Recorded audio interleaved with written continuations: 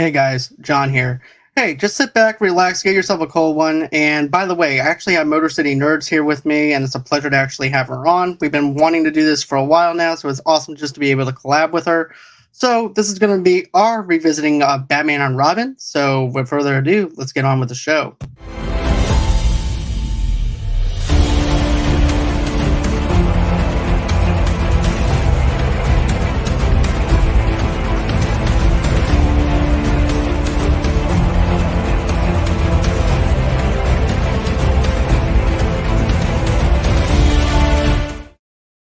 And hello, movie lovers. And like I said, I have Motor City Nerds here with me. Say hello to everybody.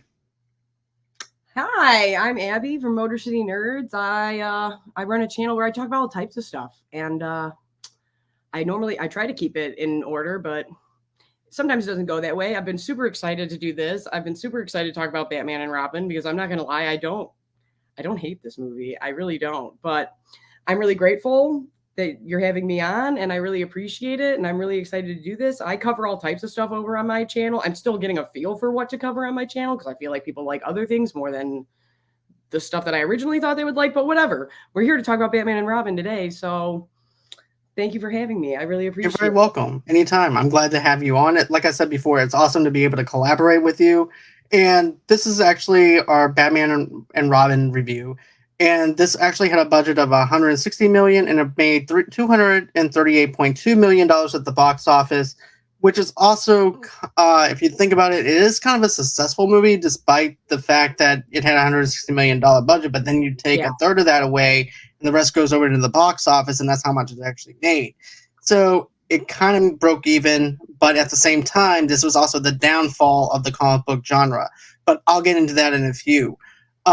But anyways, like I said, I definitely have to say this, despite the fact that George Clooney is in this movie, and this is more of your 1960s Batman and Robin, this is not the whole entire deal where we had Michael Keaton, which I really loved. He's always going to be my favorite Batman and everything too. Oh, yeah. But when you look at it, though, as a whole, George Clooney is probably maybe the most Bruce Wayne that we had that looked like Bruce Wayne in the 90s, especially with him being a bachelor. Oh, 100%. I agree. I rewatched this twice, and then I really did try to take off the nostalgia glasses, but each time I watched it, I was like, George Clooney's great as Bruce Wayne. He's a great Bruce Wayne, and I really do enjoy him in that. And I think that him and Chris O'Donnell genuinely have chemistry that is good and just naturally good. And I think George Clooney's great as a Bruce Wayne, where I mean Michael Keaton is the best, but George Clooney is he's doing a good job, and it's what it is around him going on that made it suffer. And I can see where this made things have a downfall. I can definitely see where that took place. Right. But, and I'll be honest with you, this is my least favorite of the Batman trilogy thing, because here's the thing. I had this expectation as a kid seeing Arnold Schwarzenegger as Mr. Freeze, and I know the complexity of Dr. Freeze. Right. So I'm thinking that we're going to get layers to his character and things like that, stuff that I knew in the comics, stuff from the animated TV series. And I remember looking at my mom, and I'm like, can we go home? That's exactly what I said. So how old are you now? I want to say I was like maybe 11, maybe 12. Oh, okay. Around that area. Maybe somewhere around that ballpark figure. I was going to say, I was like 5. I was much younger. So well, you have more of the nostalgia factor than I do. Yes. So that's understandable. So, but it's like, man, could you imagine an 11-year-old asks to leave? That's saying something. That speaks. I felt like I was being punished, to be honest, but. And I can definitely, I mean, 100%. I mean, I love Batman. I do. But I can totally see where people that love the comics were going, what is this? What is going on this screen? And I grew up, I had the VHS of the 60s Batman movie, which if you haven't watched that, go watch that. That is hilarious. That is, it's genuinely funny. The shark repellent is funny. That is funny. That scene always got me as a kid, to be honest with you. He's punching it in the face. It's great. Like, I love that. I always like, every time I'm joking around with my one buddies, I post that picture of Catwoman, the Riddler, Penguin all in the hideout, and I'm like, oh, back when we used to be fun. And I always think it's funny because I love that. I'm always referencing that movie, but I grew up on that. Like I said, I had the VHS, so I'm like, I can definitely see where this was trying to do that, but then it's like, no, we already had Michael Keaton and stuff. We already had all this. So I can definitely see where people who really love the character and love the comics were like, this is not what I wanted. This is not what I wanted at all in any way, shape, or form. But like I said, to have a kid be like, I'm not having a good time, Mom. No, and and she's like, "You want me to take you home?" I said, "Yes." Oh, that's so But sweet. here's the thing, though. I like Batman Forever. I love the other Batman movies. This is, like I said, this is just really bad dialogue and Cool. and also too with the puns that it was like really bad dad puns that Arnold was having. So many. You know what I mean? So many puns. I really thought I knew there were puns. But I totally forgot about him yelling "chill" repeatedly. It's not just once. You could actually have a drinking game on how many times that he says "chill." For real. Because I was like, I thought he said it. I knew he said it, but I was just like, okay, and again, and again, and again, and just and then the puns, the amount of puns going on. I was just like, I knew this was a thing, but there's a lot. There's a lot going on, and maybe somebody should have toned it down. I don't know, but it was. I will say this about Mr. Freeze in particular. Whoever was in the costuming department and was taking care of him specifically cared, because that, and I mean, I don't know if they cared about the comic, but they must have. They got the suit right. The suit's great, but I realized he has several costume changes, way more than I remembered, and they're elaborate. They are super elaborate, and they're really cool. Like I said with my notes, like the Mothman outfit in the beginning with the wings. I'm like, this is like elaborately done, and like there's a lot going into this. Somebody cared. Somebody really gave a shit about Mr. Freeze's costumes and stuff, and really tried. But now then the dialogue happens. Right. The look they got down. The dialogue is what really winds up making this go down a plummet rabbit hole, to be honest with you. And then not good. No, definitely not good. Everybody's trying. Like Uma Thurman, I think Uma Thurman knew exactly what kind of movie she was in.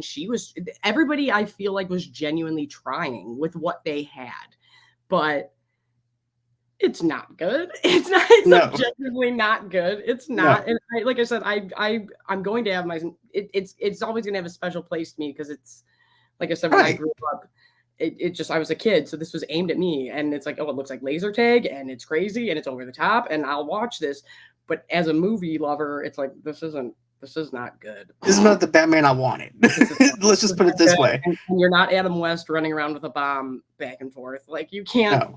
No, you're not. No, you can't copycat that. That's Adam West, and that's what they were trying to do. They were trying to go for a lighter tone than what we got with the other two Batman movies. It worked in Batman Forever in some way and capacity, despite Tommy Lee Jones trying to basically copycat Jim Carrey, which is something that you can't replicate. And I was actually expecting, just like with Arnold Schwarzenegger, I was expecting layers to that character, and I didn't get it. Arnold, I was expecting a lot more. I love Arnold. Like, Predator is in my top 3 favorite movies of all time. I love Predator. I love Arnold Schwarzenegger. I lied to my friend the other day and said I was going to be late because of one reason, but the truth is I was watching Running Man that came on. I do. But I will say this, he knows his cheesiness. Arnold knows, but I do think he was trying in this. And like we said with the dialogue, like it just wasn't there. But I really do think he was trying. Like when he's talking about his wife and stuff again, that was like genuinely sad and stuff. But I was like, Arnold, you were trying on this, but you just weren't given the direction that it needed. The direction, anything that was needed for that to be good. And which kind of made me sad when I thought about it. Because like I said, it's not like Arnold is terrible. I love him, like I said, but if he would have, I really do. I do think he was trying very hard in this, and then it was like, but you weren't given good material. No, he wasn't given the job of the director is to actually make the actors care about what they're doing, and also to get the best out of your actors. And Joel Schumacher was not doing that with them. Clearly, it shows. And they didn't care. And they even said that they were just ready for this movie to be done with, is basically what all the actors said. They just were not that dialed into it. No, even when sorry to cut you off, even if one thing I will give Joel Schumacher credit for, which you don't really see from directors nowadays, is because I started looking up like interviews, stuff like that. I will give him credit for this. He takes full responsibility. He does. And a lot of times now studios will be like, oh, this and that, or they just won't comment on something. You know what I mean? But Joel Schumacher was like, no, I was the adult in the room. I was the director. And I said, yeah, toy companies, do that. Take over. Dictate what I do. Yeah, do that. Dictate what I do. He's like, and I allowed that to happen. And it's my fault. And I'll take responsibility for it. I like that, though. Yeah, and I can respect that. I'm like, I can respect somebody taking responsibility for a dumpster fire. You know, I can. I can. But other than that, I'm like, sir, we need to have a talk. Yeah, somebody needs to, there were drugs or something going on this set, right? Like, all I'm saying is, when I got to that scene of not the biker gang, but when they take over the Turkish bathhouse and the guys in full paint, all I could think was someone did a line before that and was like, or LSD or something. Yes, they did something and they were like, we're going all in on these guys. And I'm like, they're in it for 30 seconds. We're just getting our hideout. Like, it's just a gang we got to kick out. It's not, but they're elaborately done. And I'm just like, I'm like, someone said we're going to a rave, turn it up to 100. And I'm like, what is going on here? And I was just, because at first I was like, oh, good, the biker gang part. Coolio's there. But then I was like, no, this is just the hideout. And then I was like, why did they spend so much time on this? On these characters? They look great for what you were trying to do, I guess, but why didn't you spend more time on something else that was needed? I don't know. This movie has a lot that we could get into about that. Another thing, though, too, that I want to mention is this.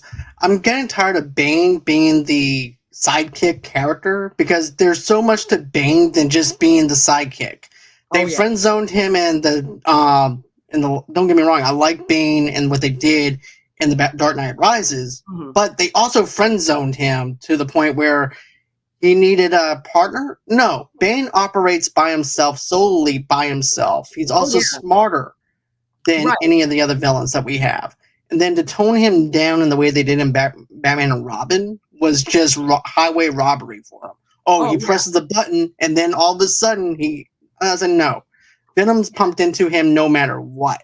Well, my thing with I have that in here somewhere where I was just like, if you just wouldn't have made this Bane, it would have, I think people, nothing would have saved this movie. Let's just get that out of the way. But I don't think comic book fans would have been as upset with what you did to the character if you just made him a lackey. Just make him a big brawn that can knock down walls and crap. Like, that's fine, but don't call him Bane. And then people probably wouldn't have been as angry. But I'm like, yeah, what are you doing with Bane? And then like you said, making him the sidekick the sidekick or the friend zone or whatever they're doing to him. It's like, no, stop doing that. Stop doing that to Bane here. Let's not. And one thing I did think was very funny, and I don't know if this was like a shot at Marvel at the time or like a joke. Could you imagine now? Like, they wouldn't even let them say mutant before, you know what I mean? And in the Marvel Cinematic Universe. And in this, they were straight up saying super soldier serum. And all I could think was, I'm like, could you imagine now? This would be lawsuit city. And I was just like, that's kind of funny. And I was like, oh yeah, remember? I see Disney going after them. Look, super serum stuff is our stuff. You stay in your own lane. We appreciate what you're doing, but you don't need to be doing what we're doing. Right? Because what did they say? They call them enhanced or something before they could use mutant. It's like they wouldn't allow them to use the word mutant. Could you imagine now if somebody was like, we're going to create an army of super soldiers with super soldier serum? And they said it more than once. And I was like, oh, wow. I couldn't imagine them doing that now. And I thought it was so funny. But yeah, with Bane, I was just like, why did you have to make it Bane? I get that you're trying to make people happy, but you shouldn't have done that. You shouldn't have done that. You shouldn't have done that. That was a mistake. Definitely a big mistake on that part. And, it's like Poison Ivy can actually do bad by herself. She doesn't need Bane to actually have backup. Come on, you're talking about a woman that can manipulate plants and manipulate Mother Nature. You don't need... Uma Thurman's great. Uma, like I said, for what we're working with, when I say those terms... best for what we had back in those times. And Batman Returns is my favorite, and I stand by this statement, and I'm sure a lot of Batman fans do. But I know that superhero films weren't really taken seriously until like Heath Ledger and The Dark Knight and stuff. Michelle Pfeiffer as Catwoman, and I quote Danny DeVito as the Penguin at least like once a day, and people think I'm a lunatic. But her as Catwoman is phenomenal. That was she got screwed over because she deserved something for that. That's a great performance, and you could tell that Uma Thurman was like, I'm taking a little bit of that, and but then my own thing over here, and I'm in this over the top campy movie. And I think she knew exactly what she was in, and I think of all the characters, she kind of played off the cheesiness the best, and like it came off the best. But we still kind of shoved this character into a corner she didn't need to be in. It was the problem here. Like, yeah, I don't know, but I do think Uma Thurman played the character well, and I think with better material, she could have been a Michelle Pfeiffer as Catwoman, is what I'm trying to say here. With that, but wasn't given the opportunity. Nobody was given the opportunity, or like I said, I think everybody was really trying, but you know what? I think they just handed him a Batman and Robin script. It's like, you know what, guys, have fun. I'm gonna shoot whatever you guys are gonna be doing. You just, hey, Arnold, you want to say everybody chill? Say that about at least 5 times, okay? You over there that's acting like you're doing something, you're an extra. Yeah, just keep doing what you're doing. We're gonna film that too. Hey, you know what? This is gonna be a campy Adam West. So guess what? This is what we need from you, George. Just pull out the Visa card, and that'll be the perfect spot, and that will actually be part of our advertisement now. Right. So we're going to go on ahead. We'll do that, and everybody, you're doing not so great of a job, but guess what? We're going to pretend like we are. But we're going to pretend like we are. We're going to pretend like this is great. Right. Another thing from that I thought was really funny was listening to the actors talk about the security on set and how like crazy it was, and I was like, God, compared to now, that's nothing. They were like, yeah, they escort us from our trailers. And I'm like, dude, that's like nothing compared to now. So it's like, but I'm sure back then it was a lot. Like they said they had people like working on the set and like pretending to be workers that weren't and stuff. Don't forget, this is before social media. This is before the digital age. So going through the motions of something that isn't there yet for social media or anything like that, all we had was just word of mouth, and also too trying to keep people off the set because of that word of mouth got around of where the set is. I mean, I always say this to people, even when they announced, and I knew Joker that came out with Joaquin Phoenix wasn't going to be, I don't consider that the Joker from Batman. I consider that people will not go see movies like Taxi Driver, Falling Down, King of Comedy anymore unless these names are attached to it. I'll go see a movie with Joker in it, but I'm not going to go see a movie that is like an independent film like one of those. I'm not. Like, and that's sad to me. But I don't consider that the actual character. But when they announced Joaquin Phoenix, I was like, he's going to be great as this character. And I think people forget that when Michael Keaton was announced, that was before the social media, and there was a letter writing campaign to get rid of him. They were like, no, he's awful. He's terrible. This, that, and the other. So whenever, even Heath Ledger, I remember when Heath Ledger got announced and I was like, A Knight's Tale. I was like, A Knight's Tale. And Things I Hate About You. Right. Yes. And I was like, he's doing this. And then I was like, I don't know. And then these people ended up being great. So I'm like, whenever things get announced, I'm just like, hey, let's give them a shot. But yeah, back when you think about it, it's like a letter writing campaign happened. Right. Because you know how dedicated a fan base has to be to write a letter? And to have enough to go to a studio, like, oh my gosh, that is Batman. Yeah, well, we get intense about that. But you know what though? And I love the Joaquin Phoenix Joker movie, and I was trying to sell it to my co-host and everything too about how to actually think about it going into this film, because this is not a film for him or anything like that, and I can understand that. But we're like, Tamika and I were trying to persuade him, just give it a try. We just want to talk. So we were trying to persuade him, but go into the Joker movie as if pulling a comic book off your shelf, and it's not have any connectivity with any of the comics. Yes, and going on to it with a different take, and that's how I describe it. Honestly, this is, and I've been telling people this, especially when they were weary about that. I go, I honestly, okay, I'm not hating on the DCEU. If anybody's all excited about that, I'm not hating on that. But what I'm saying is, I can appreciate, no matter what people think about Marvel, connecting all of that is a feat in its own. That is hard to do what they have done.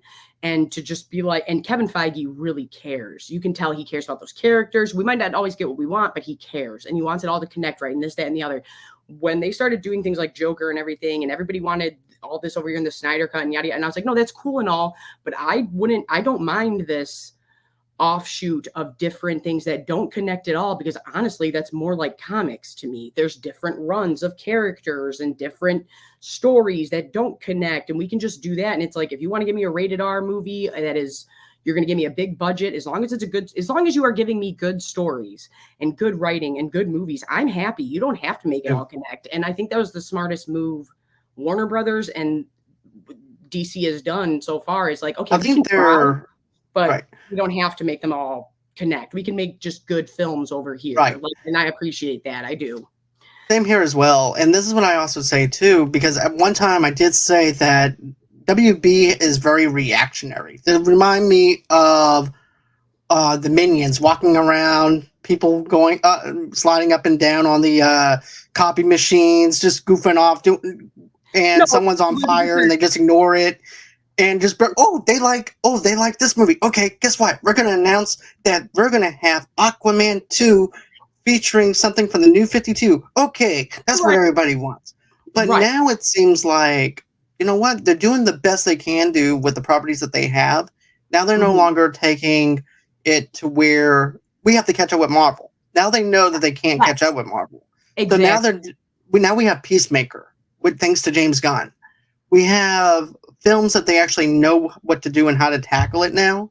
Right. And so it seems like now they actually have their stuff together versus how they were before. Exactly. And I appreciate that. No. But going on to this movie though, stuff like that, the thing that I found weird about this film was the fact that Bruce Wayne wanted a telescope that can see past everything. I'm like, okay, now you're just being creepy, George. Talk about evading people's... My thing was, I get it, and I understand what they were trying to say, but at one point when Poison Ivy, she's talking to them, and she's talking about Mother Nature and all this stuff, and how we are creating global warming and all this stuff, and they're like, yeah, no, that's shit, and that's bad. And I'm like, can we not say that? I get that she's being extreme, but she kind of has a point here, and you're kind of just shutting it down real quick, like, fuck the world. George is like, I just want my telescope. That's all I want. I don't care about global warming. They're all like, let's all look to space. And I'm like, no, I get that for the movie. Like, we're having that set things up. But as a message right now in the 90s, maybe we should save the planet. I don't know. Call me crazy because we're still having a problem 20 years later. But I was just like, that's kind of odd. And like I said, I get it. That happens with, I mean, a ton of things where it's, at least with was about it. It's extreme. At least with Val Kilmer, though, when he shuts down Enigma and everything, remember? He actually gives him a chance to explain himself and talk about stuff. He goes, even though he's not that interested in it, he finds it creepy. He winds up telling him, well, let's set something up with my secretary and we'll talk about it. Even though he was already going to go in and turn him down, he was still going to give him a shot. George just goes on ahead, just ignores her completely. Yeah, this Batman doesn't give a shit. He doesn't care. No. George Clooney don't care. He's just like, yeah, whatever. And what I did think was funny, honestly, was the way he interacted with his girlfriend. I thought that was like, honestly, that was very George Clooney, though. Yeah, that was because think of it like this: he's a bachelor. I could just see E.T. Entertainment Tonight during the 90s. So, George, when are you going to get married? Oh yeah, that was like let her answer. But it's funny because it was definitely like a meta thing. But I do think it worked for the character of Bruce Wayne. And honestly, that's probably why it kind of worked. I mean, George Clooney's great, he is. But I'm like, that's but the way he just gets like nervous, where it's like, oh, Batman wouldn't get nervous about anything else. Go fight Mr. Freeze, go do this, go do that. I don't get nervous. But it's like the second you're like, oh, marriage, this, he's like, nope. And so it's just, I really like that. I do like that. That was George Clooney. That wasn't even Bruce. That was just George Clooney doing an interview, basically. But yeah, for sure, no, 100%. But I totally forgot. I couldn't believe this either. And right when I started watching it, I'm like, you opened this movie with the line, "I want a car." Like, that's what no wonder people were upset. I want a car. People were upset. You opened it up with that and you made, I mean, Robin's being a little whiny asshole. I get that. Mm-hmm. But you open it with that where I'm like, no, this is like Batman. Like Batman and Robin, like this was, people were waiting for this. And you open it with Robin being, and I get it. We all want a Batmobile, but it's like, that's what you open the movie with. I want a car. Chicks dig the car. Like, come on, man. Like, I don't even mind Hey, you did that in Batman Forever.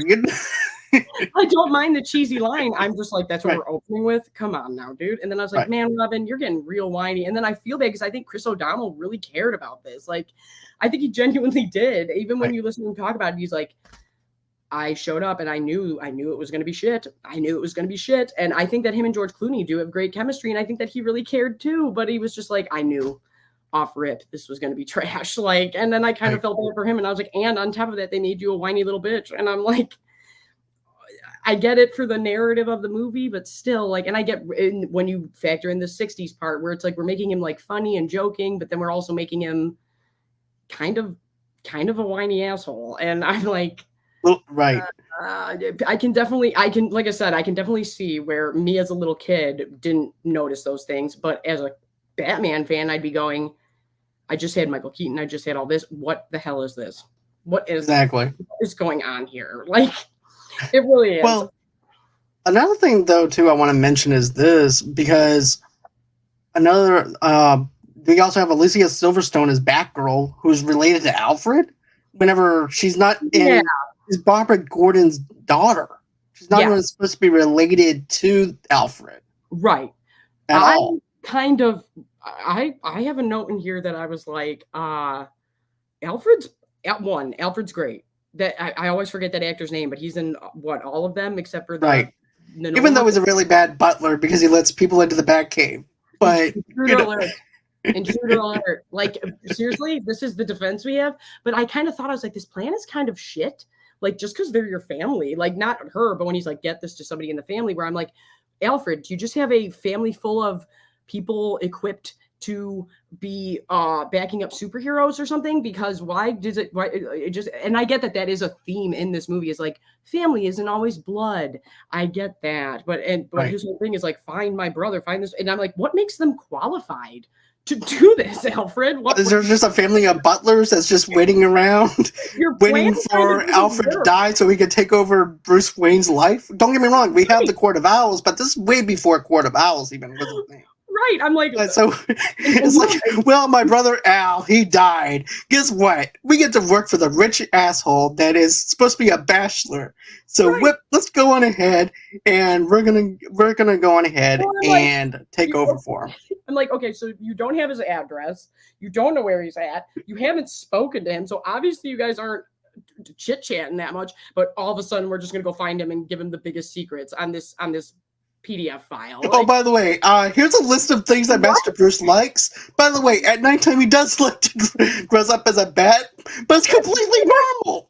Yeah, by the way, he has a Batmobile underneath. I'm not going to say that he is Batman, but happens to be a Batmobile underneath his basement with other bats. I'm not saying he's Batman, but he could be Batman. Put in parentheses.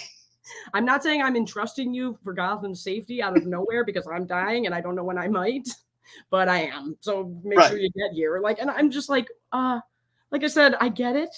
It does make sense narratively. I get what you're saying here with this theme, but no, it doesn't make sense. Like, I wouldn't if I didn't talk to my sister for 25 years, I wouldn't be like, hey, somebody get this to her and make sure I don't know what you've been doing. I don't know if you'd even want to do. Why do I want to why are you putting that on me, Alfred?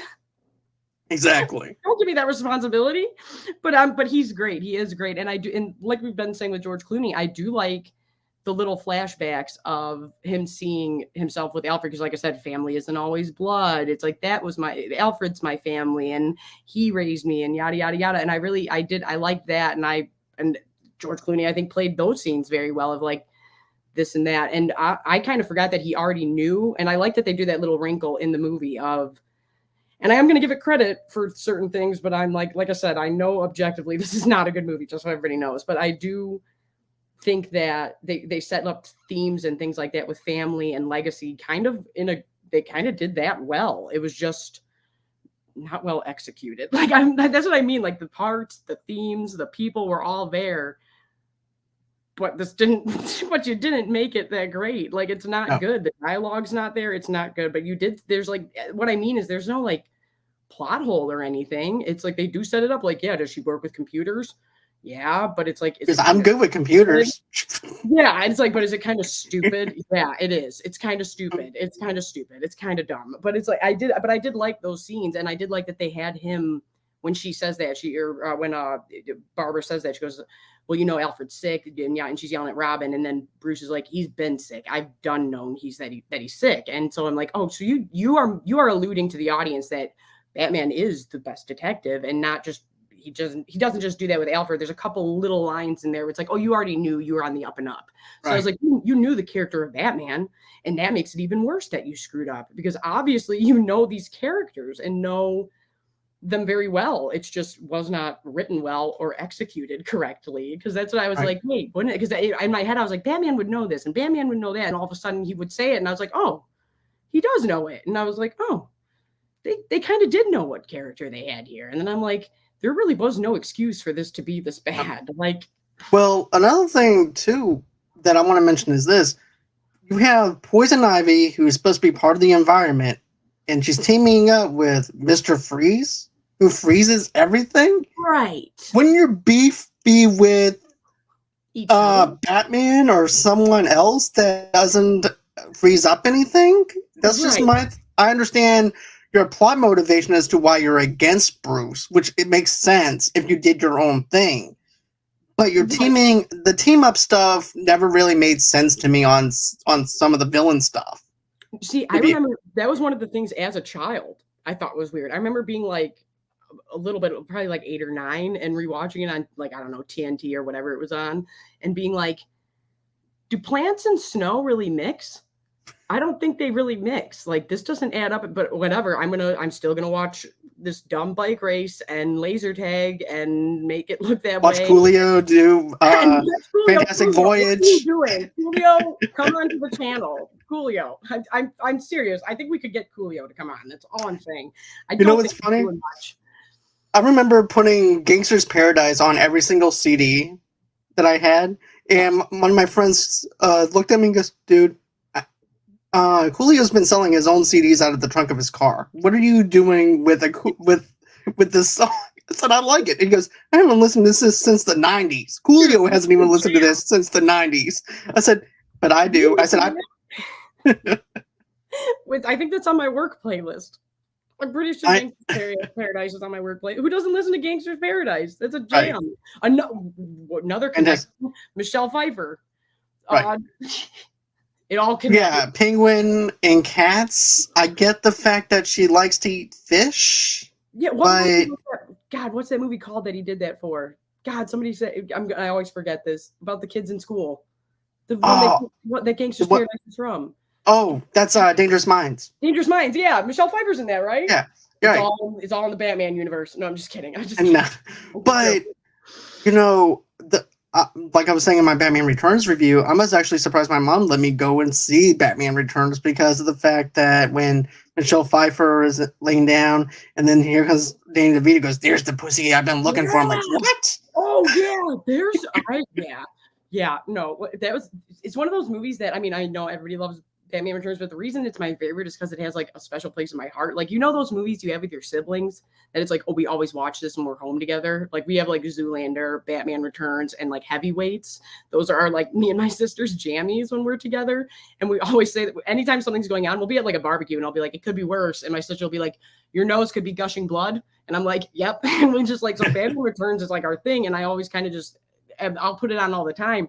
But when I really sit down and watch it, and then I'm like, there's some very sexual, strange things going on in this film, and I love it. I think it's great, and it works. It does.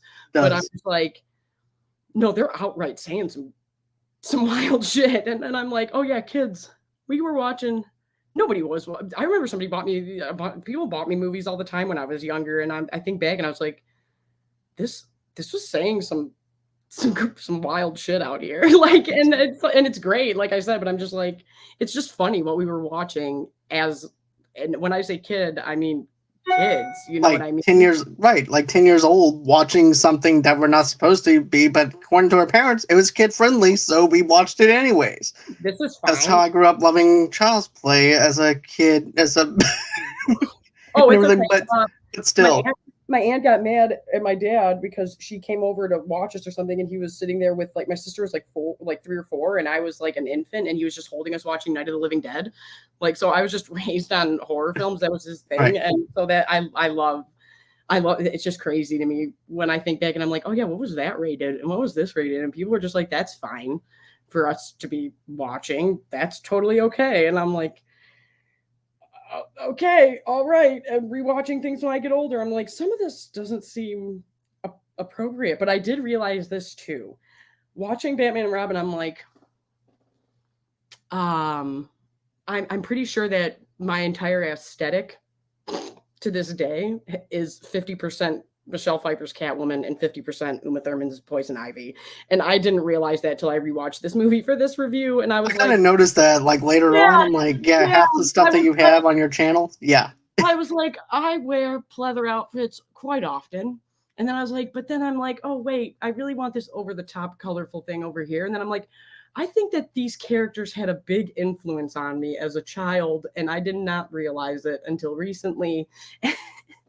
And I really stand by that. I'm like, I think these really impacted me when I was very young. And but even in this movie had some like Slippery When Wet and Weird Woman Auction, and that's what I was talking to you about this behind the scenes about. They got so mad at Batman Returns, and that one was blatantly like sexual and had some very heavy weird themes going on, which it's fine, I love it, but yeah, I can see where people got angry at Tim Burton for bullshit reasons. But this one had shit too. Just because you make it colorful and poppy doesn't, and not in a pleather outfit, doesn't mean that you weren't doing that, because they were, and they were making it extremely sexual and stuff. And I'm like, didn't you take this away from Tim Burton because you said that he was getting too weird and kinky with his stuff? And now, well, and also the Batman toys being too gothic and stuff like that. I'm like, yeah, just leave me alone. I want to play with my gothic stuff and everything with my heartless soul. So leave me alone. You have your stuff, I have my stuff. We don't meet in between. I don't see what the big deal was. No, it's very. And I think Batman was the first time where like companies really dictated how something was being ran in a movie. And not saying that it didn't before that, but I think that was the first like major one where it's like directors are getting removed, and also too, parents were also saying, well, this is the most violent Batman movie that I ever seen. Really, I've seen worse than Batman Returns. And let's be real, like, and Jaws is my favorite. Jaws is rated PG, and that's fine. That's what I said too. Too violent, yeah, like, yeah, right. Like, come on, like, what? I just don't get it. Especially, I'm trying to think, like, that was what? His Returns was 92, and then Michael Keaton was 89, or yeah. So I'm like 89, then 92. Yeah, I mean, and I stand by this statement too. And I don't know why this one always springs to mind when people talk about like things for kids. And I'm like, I don't know the last time anybody watched All Dogs Go to Heaven, which is an animated Disney film. If you made that with people in it, it would be rated R. Carface, first and foremost. Second, it's like the mob kills this guy, and because he's not paying off a debt. And I'm like, this is extremely adult themed. And like, if it wasn't dogs, this would be a totally different rating. So it's just weird how they start gauging things for kids and what's okay and what's not. And it's like I said, just because you make this colorful and poppy doesn't mean that it's not doing the same exact thing or saying the same exact thing. You just did it in a worse way, where Tim Burton had it down. You do not. And you're exactly. Not. But another thing I want to mention is this though too. And you know, I want to mention the fact is this is like the least amount of detective work that Bruce Wayne has ever done. At least with the other 3 films, we actually have him being a detective in the Batcave, trying to figure out trying to figure out Two-Face, Riddler, and all that stuff, and fooling around with the riddles. Yeah, I think that's why it stood out so much to me because I was waiting for it. I was like, I'm waiting for Batman to figure something out. But he did have a couple, and I mean, this isn't good enough because he's the world's greatest detective.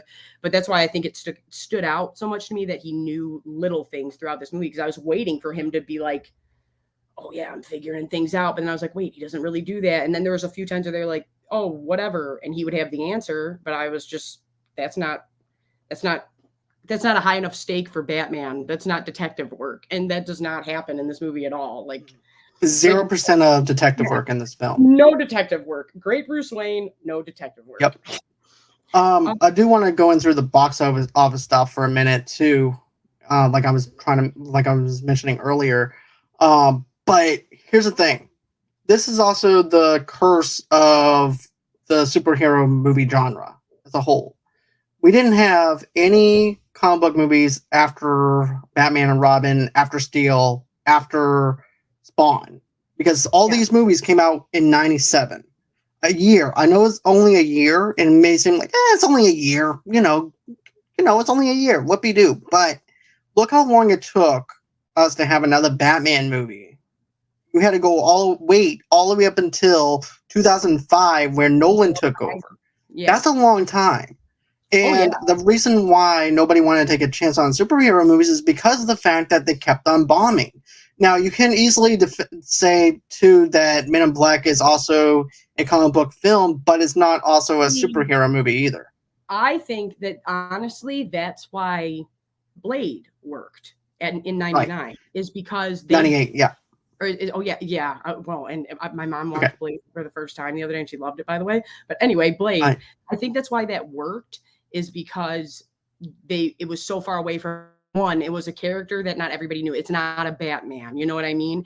And Exactly. it's more of a vampire thing that they made it. They still made it like a superhero, but they leaned more to the vampire part of it, like with promotion, stuff like that. And it's still Marvel and everything like that. But I think that's why that worked, was because I think people wanted superheroes, but they were like, we're too afraid to pick a giant name to do. So let's go with this, and we'll market it this way, and we'll do it this way, and see. And then if that works, we'll be happy. And I think that's also why too Blade. But other than that, yeah, I would... shit, if somebody came to me and was like, here's Batman, I'd be like, that's a big ask. Right. We're just gonna have to do this Ask Me Later. Here's a Magic 8 Ball, and you go have fun with that. If it says yes, then we'll do it. Have a good time. Oh my but God. with this though, okay, with Blade, they actually did the production right. They actually did the PR around it perfect, because of the fact that pitching it as a horror movie versus a comic book based film, which I was really into. That's why I was glued into it, was because of the fact they pitched it as a horror movie. Right. Nobody knew that this was a Marvel movie or anything like that. At that time, Marvel was actually going bankrupt. Yeah. Which is also why they were selling their properties off to several other studios and everything. Oh, yeah. And this is also... Right. That's why we have issues now to this day with everything, with certain characters. Well, now with Universal and Sony, but now Sony's actually playing in their same sandbox. So really, Sony and them are getting along. Right. So, oh yeah. Well, who wouldn't? I mean, you're giving me the money, and I'm letting you use my character. I mean, I'm just saying. All thanks to North Korea, of course, but because of Sony hack. That's crazy. It's crazy how all this has happened in the past few years. It really is nuts. Right. I do have some random notes in here about just like, I realized, why did we make just little things real quick? Why were diamonds and millions of dollars such a big deal in the 90s? Those are like our big things, like in diamonds and that.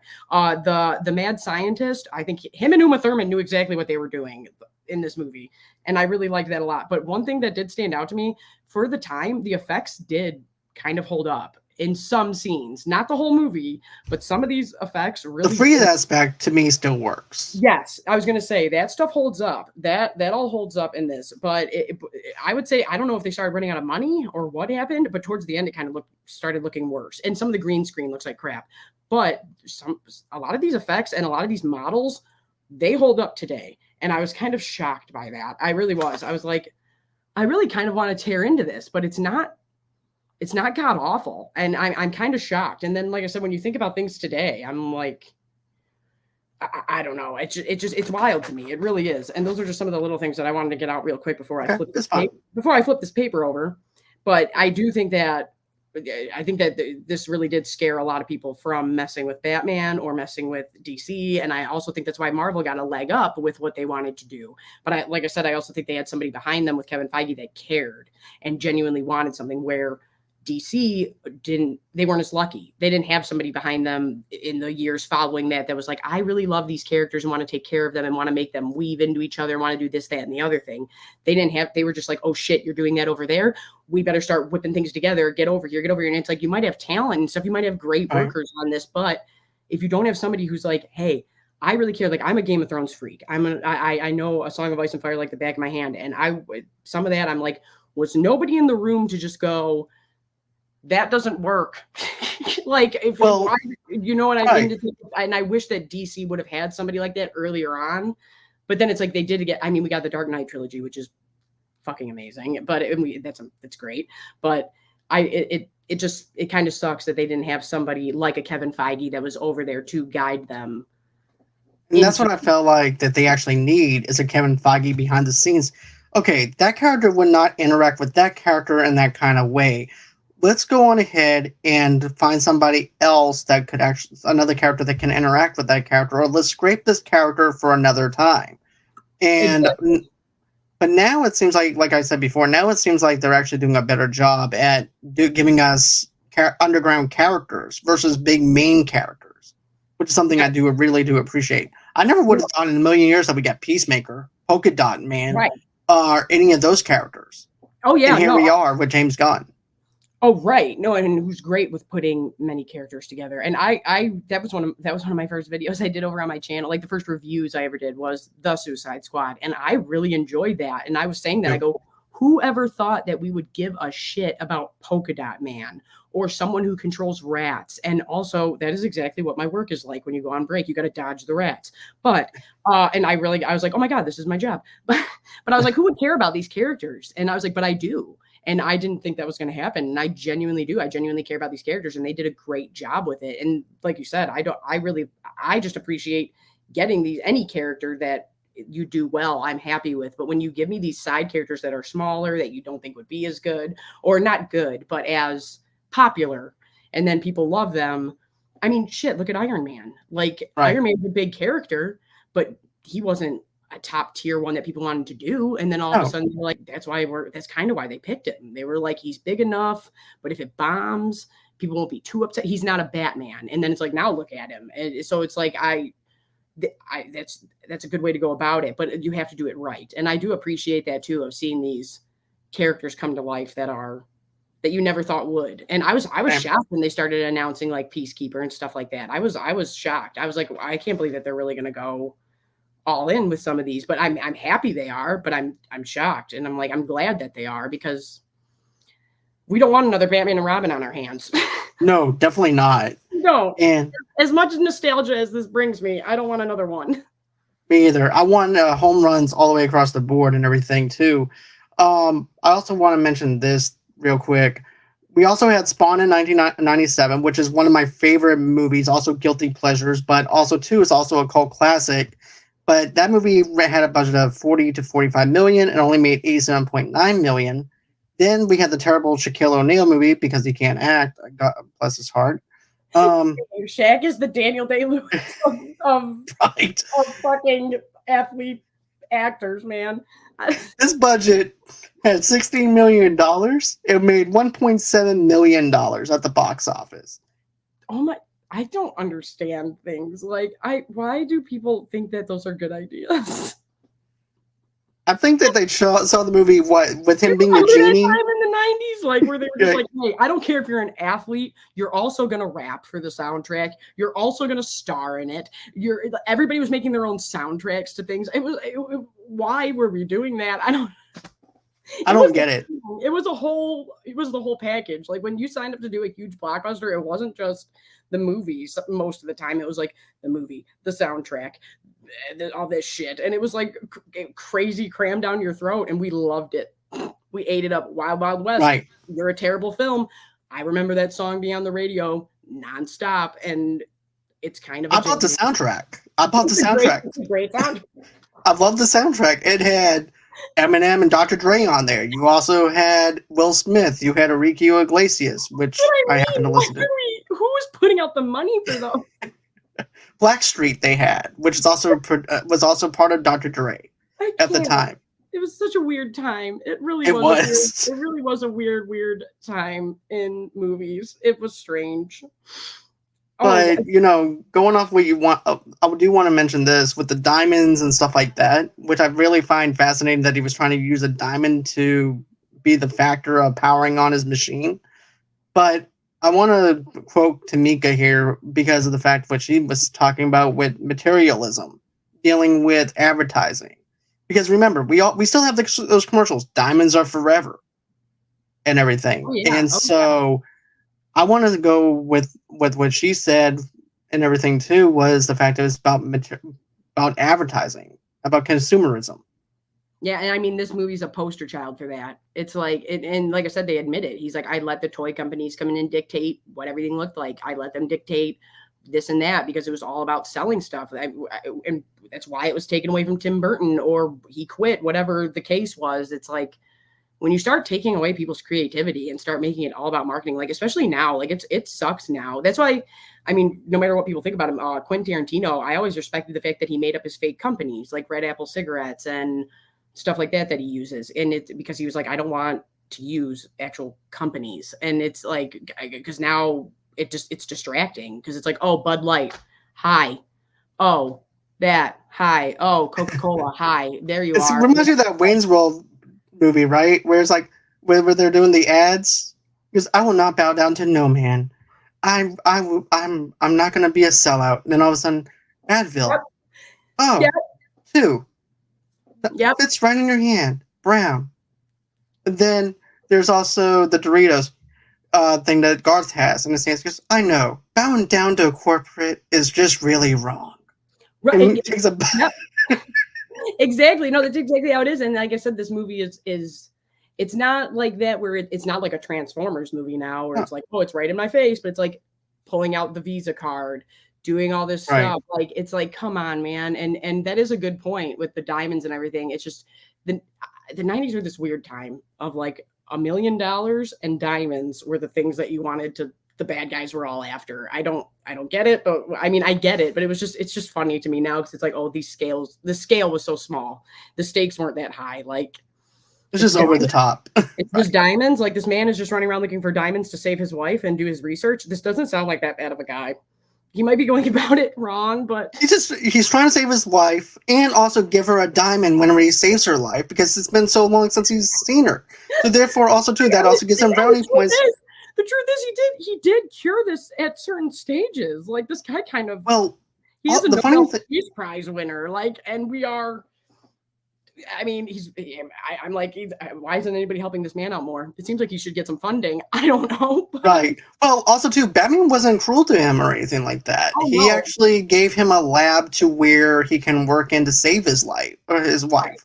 So, you know, he was really good to him, but Uma Thurman got eaten up by her own plant, which. Yeah. And then I kind of thought that was odd too, because it was blatantly set up for a sequel. And I was just like, why did we?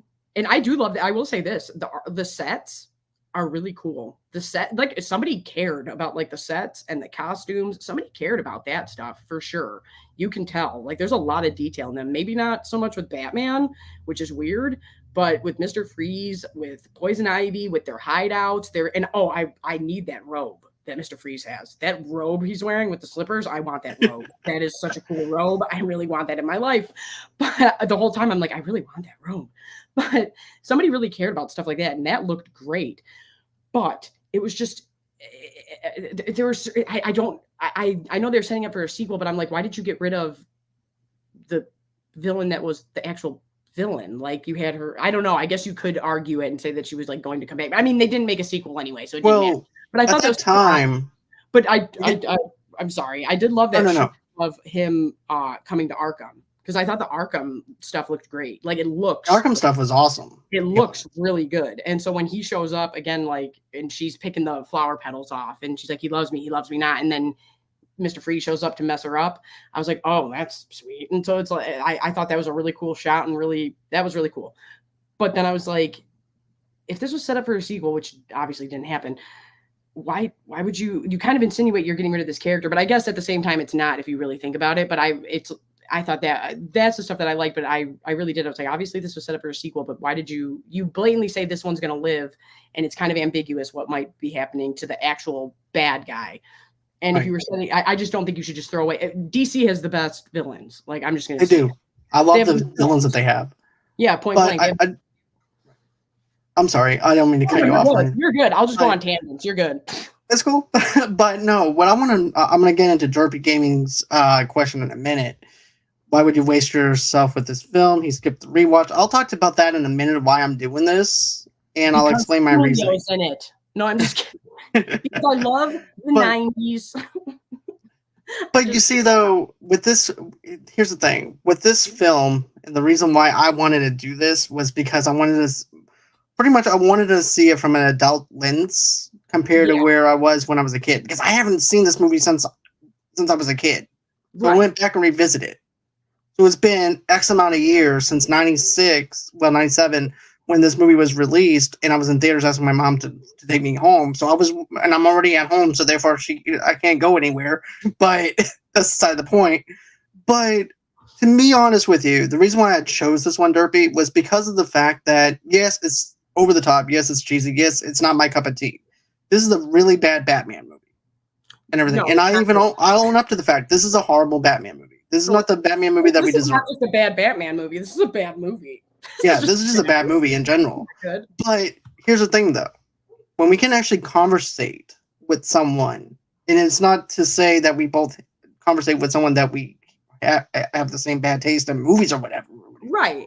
But it's just to have a conversation and be like, you know what, this didn't work for me or anything. And, this didn't work for me as a whole.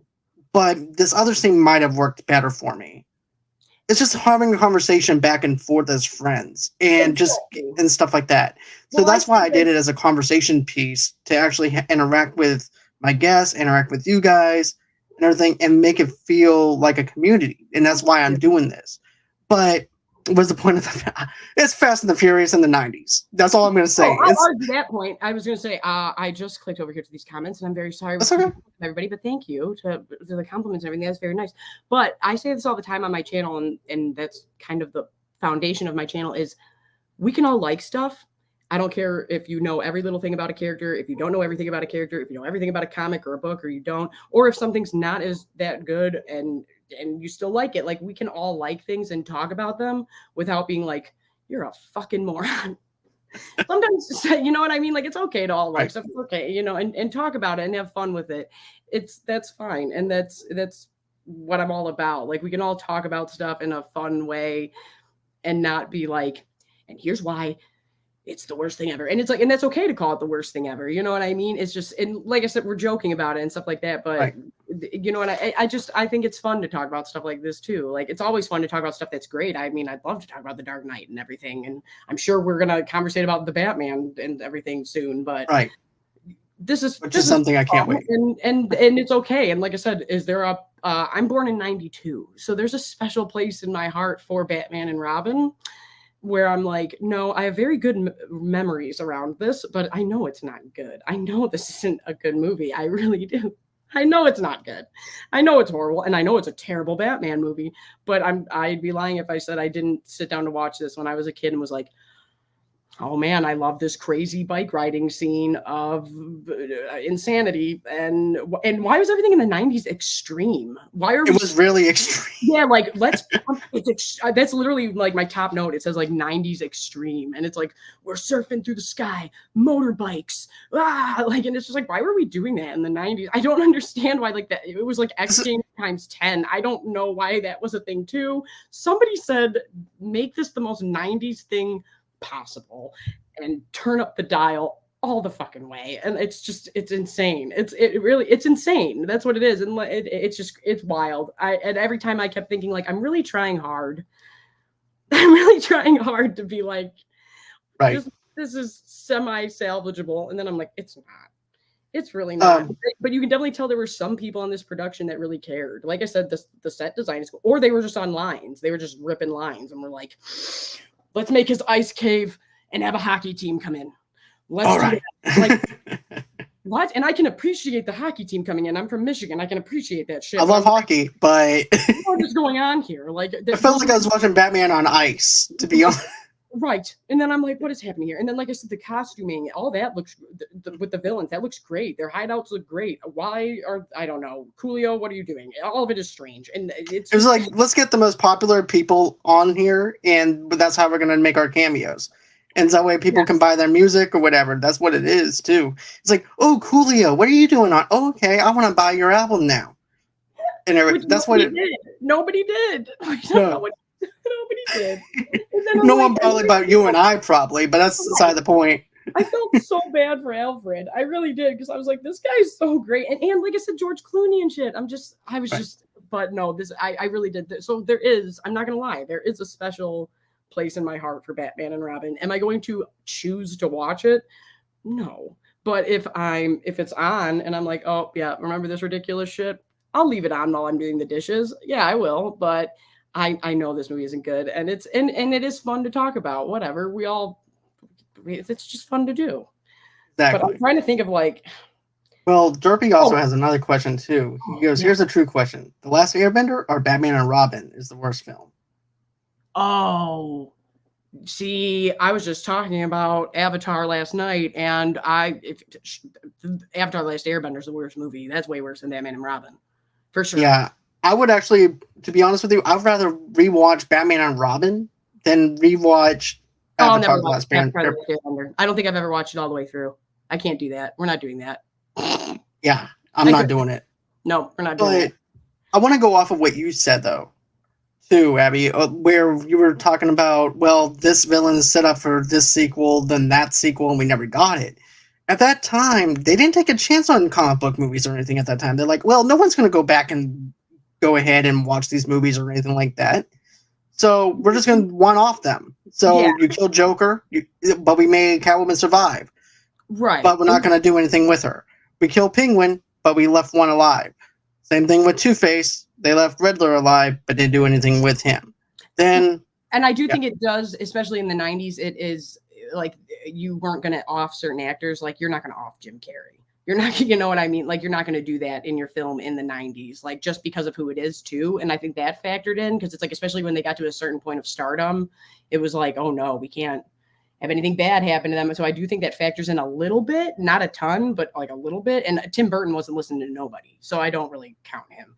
But other ones, it's like, I think there was some, and I'm not saying that that's bad at all to keep them alive. It's not. And like I said, having the Arkham and then having them in your arsenal to use if you were going to come back. But even the production of Batman and Robin said this. Like I said, I do give Joel Schumacher for taking responsibility for saying I allowed this. It was trash. It was my fault. But all of the actors who were like, I knew some shit was up. I knew this wasn't that great.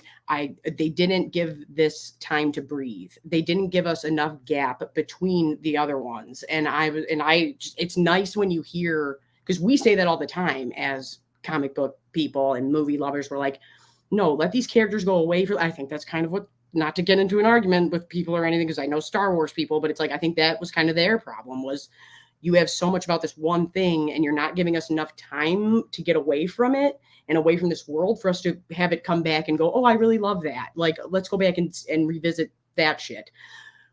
And all of these actors were saying that. They were like, they went so fast and went, cram more Batman down people's throats. Let's get into this movie. Let's start making it. Let's go, go, go, go, go, go. That right. people didn't have enough time to go, I miss Batman and I want to see Batman and Robin. And not that it's nice that it was terrible, but when you hear actors and people in production saying things that you feel as a fan also, I can respect that. I can. And so that's what I mean. Like I do feel bad for the people on this production because they were all saying the same things. It was just like, this was dictated by companies and sponsorships and toy making. And it's right.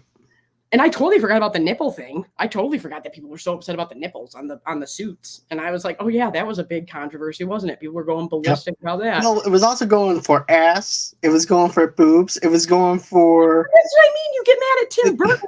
Right. Over sexualizing rubber. Yeah. But we're throwing nips on things and we're showing. I need to get that as a t-shirt. Putting nips on things. For real, though. And then you have dialogue that say like slippery when wet. We're having some strange lady auction where then I'm like, it's kind of supposed to be this charity thing, which I understand. But then I'm like, you're kind of insinuating some weird stuff here. And then I'm like, but we're getting mad at Tim Burton for being over sexualized. Right. I guess it's okay as long as they're not wearing pleather. As long as they're not wearing pleather, we can be sexual as we want. I don't know. It's strange. It is. Just letting everybody know, please don't be disrespectful in the chat. especially when you want to ask a question about something. That's not Oh, the yeah. I don't get it. I'm okay if I don't. Yeah, I know. I mean, I'm you just shouldn't do saying. that. That you shouldn't do that. That's rude. I But actually put him in timeout for 5 minutes. So that's strike one. You get 3 strikes with me. oh, So just that's like a yep. That's a good way to be. I just honestly, I'm right. not. Yeah, I don't get. I work in a Yeah, I don't factory. okay, Oh right. my god, the things we do Um right. so Derpy asked this question: when are you going to see the new film? Though I know you already saw the film No, because no, you no, went. no. I No, get to you go didn't. first. I get to, yeah, I get to go. I'm like Okay, jumping up and down and getting all excited. That's when I realize I'm being you suck ridiculous. though because you actually go to the fan thing I and got not. really lucky. I got super lucky because my friend's wife works at the IMAX near us, and they were like, "Hey, they're having a fan event," but I didn't see the message, and I was like, "Oh shit!" And so then I get to work, and he was like, "Hey, did you get my text about that?" And I was like, "What?" And then I look, and I was like, "Oh my god!" And he's like, "There's one seat left, so you have to get it if you're gonna get it." And I was like, "No, tell her to get it, tell her to get it." And so I got the last seat to the fan event at the IMAX on It's for awesome.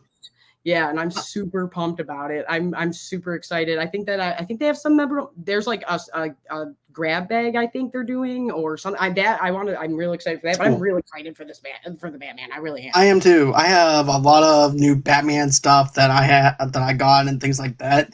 But as for me, I'm gonna be going probably on a Tuesday night because it's $5 Tuesdays over at my theater, and also two, yeah. So that's one thing I'm doing. Also, two, we don't have no advanced screenings or anything like that in my area because I actually live in the South. So therefore, I don't get any of this other cool stuff that everybody else is beginning to do. So Well, I didn't it's know things like this existed. I what I think is shitty because well, I I thought it was cool for them to do that for where you live at because I never heard of them doing that in that state before. So I I've thought that was awesome.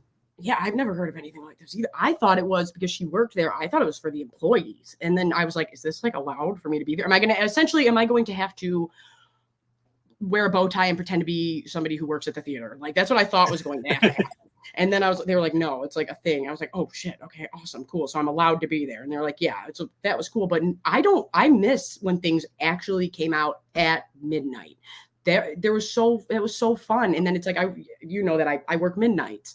So since I started at the plant, I've been there for 10 years and I can't really see things at midnight and I can't go to the premieres as much anymore because I work on Thursday into Friday night. So I can't really see things unless I take off work for it. But I miss going to like an actual premiere, not Thursday at 10 p.m. Right. Not like I miss I miss that. the midnight showings, to be Yeah, honest. it was super fun and you were with your people. And yeah, and that's why when I found out that this was like a fan event, I was even more excited because I was like, oh my God, like even though I'm going alone, I was like, my people and other Right. comic book people and Batman people, and we're all going to be together. We're all going to see this 3 days early, 2 days early, whatever it is. And I'm like, this is awesome. But yeah, no, I'm kind of sick of this. Oh, the early showing on Thursday and this and that. And yeah, and I'm like, oh, come on, man. And it's like this one I'm stoked about because like I said, I'm pumped. I'm pumped yeah. for this one, to be honest with you. Oh, I've And been pumped. I'm like, let's do do it. me a favor though. This is something that I'm interested in knowing if you can actually if there's like an embargo or something like that to where you can't talk about it for a fan Yeah. event. I know that right now the embargo I believe already lifted for critics Oh, now did too it? because I believe so because Jeremy Johns already posted a review up and also Christian Harloff did. So therefore the embargo is already lifted. So that goes my question. That's But that's what I got worried about. Well, my buddy came up to me and he was like, "Hey, make sure you don't put anything out to her." And I was like, "Oh no, like I know the game. Like I'm right. surprised that you even told me But that, but I know not to talk about things until you can." I was like, "I'm just grateful because now I can record and have it ready to go for the premiere day, and that way I'm of course I'm going to go back on the premiere night.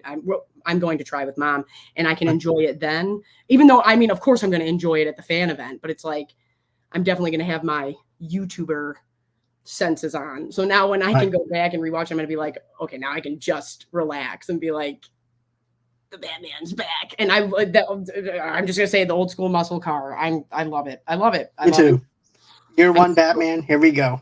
But I'm stoked. And me too. when they announced it and people were so upset about Robert Pattinson, I was like, if you only know that him from Twilight, like I kind of get it, but one, put some respect on Cedric Diggory's name. Second, I'll be honest with you for a minute here. I was actually one of. Oh, okay. Sorry about that, JW. I did not know that. I wasn't trying to be Oh. just an insider joke. Oh, I apologize, man. I did not mean to Oh do my that to God, is you. that Josh Root? Oh my God, Josh, that is so that I am so sorry, dude. I did not know. I I apologize. My deepest apologize, no, man. no, you're fine. You're fine. I appreciate it. That's a good way No, of no being. problem. No, people would always think that was great. I didn't realize what it said. Keep Okay. going. Oh my God, that is so funny. But No, we didn't share it because I didn't have the capacity in my brain to. Oh my God, that is so funny. But yeah, no, Robert Pattinson, he's just been doing great stuff. Like I well, can see where people were like, "What the fuck?" I totally I'll get be it. honest with you. I was one of those people at first, but then I was like, you know what? There's got to be a reason somewhere why that they chose him to be Batman and Bruce. Oh, So I started doing some digging. I started watching every smooth. Yeah, I know I'm smooth. Yep. You never know what kind of people you actually have on here or anything like that. So I had no oh yeah. idea either. So I was just trying to be respectful to my guests and everything too. Oh, you're So good. You don't give a yeah, shit. And but you're good. I appreciate that because if welcome. somebody was, that's still the right thing to do. Right. So So yeah, but no. But here's the thing with Robert Pattinson, though. I was thinking there's got to be a reason why, right? There yeah. has to be a reason why that they chose him. So I started looking at his filmographies of independent stuff that he's done to improve himself. So Oh, I'm he like, looks great. okay, these other movies didn't do it for me. Okay, let me try The Lighthouse. Let me try The Devil All the Time. Let me try The Rover. And those three movies right there alone sold Lighthouse me is great. as Robert Pattinson. Yeah, no, yeah, Lighthouse is great. And that's what I mean. Like he's really been trying really hard since being a part of those big franchises. And I got away from watching like independent film for a minute, and then I got back to it, and then I was like, man, he's really killing it. And then they announced him as Batman, and I was like, oh, he's gonna be great. I was like, he's gonna be great. He is. And I was kind of shocked that he agreed to come back to a major. I mean, but who wouldn't want to play Batman? You know, like I'm sure that would be super fun as an actor to be like, especially he's around our age, you know what I mean? He's probably like, Right. I fucking love this character. Of course, I'd love to play him. But also, what comes with that is a lot. But he's also used to that. But at the same time, I'm like, I'm kind of shocked that after you hated being so in the spotlight with these major franchises before. I'm kind of shocked that you agreed to this one, but at the same time, it's like I said, who wouldn't want to be Batman? And I do think he's going to be great. And when that first trailer came out and he was beating the brakes off people, I was like, thank you. And Mob Boss Penguin is all I've wanted. All I want is Mob Boss Penguin. So I'm super stoked for that. I love Danny DeVito Penguin. I love weird, creepy Penguin, but Mob Boss Penguin is something I've been wanting to see on the screen for a long time. And I'm real excited for that. I'm real pumped for it. But no matter of fact, I'm actually gonna be trying to do like a 5 reasons why to be excited for the Batman, which I might try and do over the weekend or something like that. So I don't want to steal my own thunder on it. But Abby, I mean, it's been an honor to have you on the show and everything. Thank you. I really do. I'm so appreciative of you even having me on. Like, I truly have no idea what I'm doing. I just have so much fun talking about stuff, and I love your content. I think you're great at it. You're very welcoming. You're very supportive, and I just appreciate that too. And I'm like, I really do. I really appreciate this. Like all week long, I was so nervous at work, and my buddy's like, it's fine, Abby. And I was like, yeah, what if I do this? And what if I screw up? And then earlier when I got up, I was like, the StreamYard's not going to work. I'm going to have a panic attack. And then I was like, everybody's going to hate me. And then I'm like, oh my God, whatever. And then I'm super honored, and I had a really good time doing this. Welcome. And I really appreciate you being accommodating to my crazy schedule and my work being assholes. You're welcome. Anytime.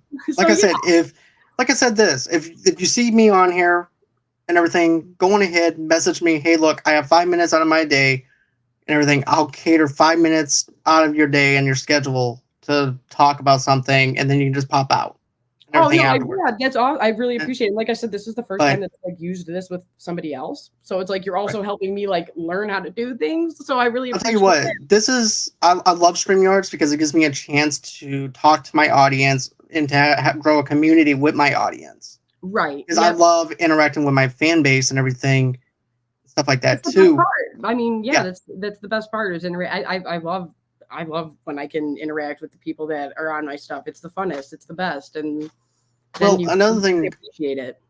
You're very welcome. And another thing I want to mention is this too. I do review indie movies and everything too. And matter of fact, I actually did a lot of indie projects for the Indie Shorts Film Festival, which were part of the Academy Awards. Yeah, no, congrats and everything on that. Thank That was you. awesome. Appreciate that. When you messaged me that, I was like, oh my God, that is huge. That is a big deal. Yeah, I did not expect that. I was expecting that at like 1,000 or 2,000, not where I was at. But that's amazing and that's awesome. It is.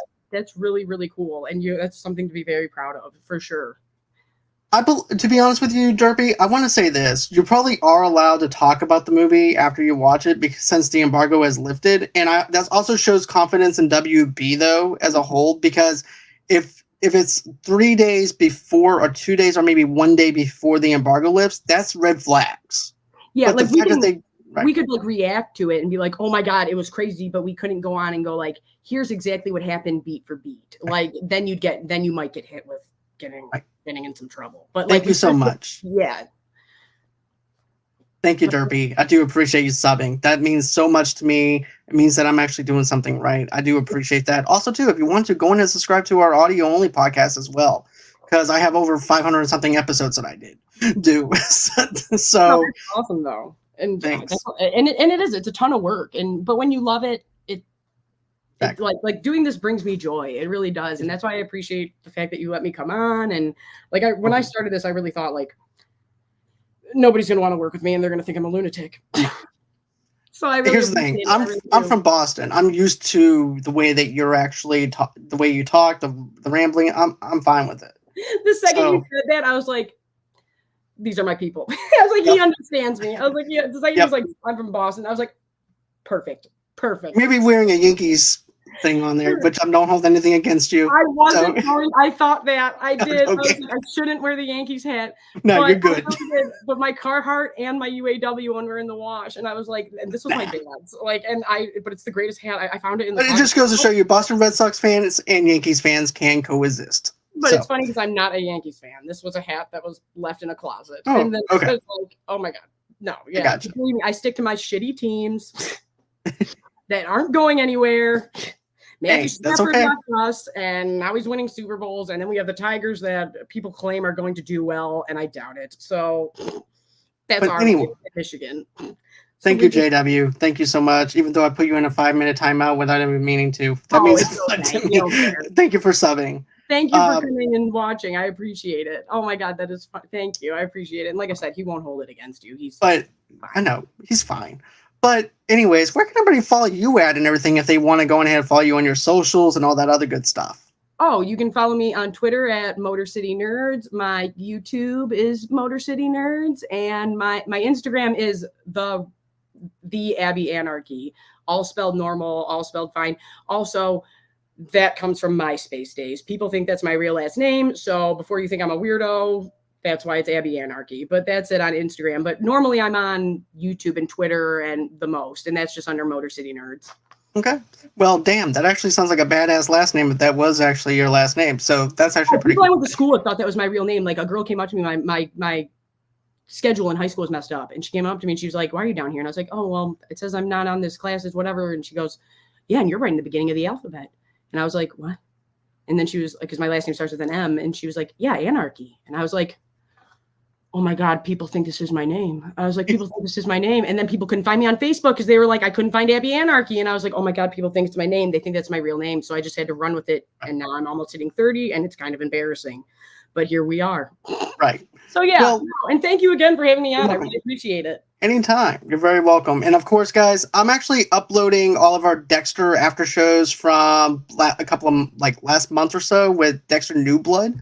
Yeah, I know the ending was but here's the thing. If you're wanting a good after show that Charlie and I did, we actually did it. We did episode by episode, breaking everything down.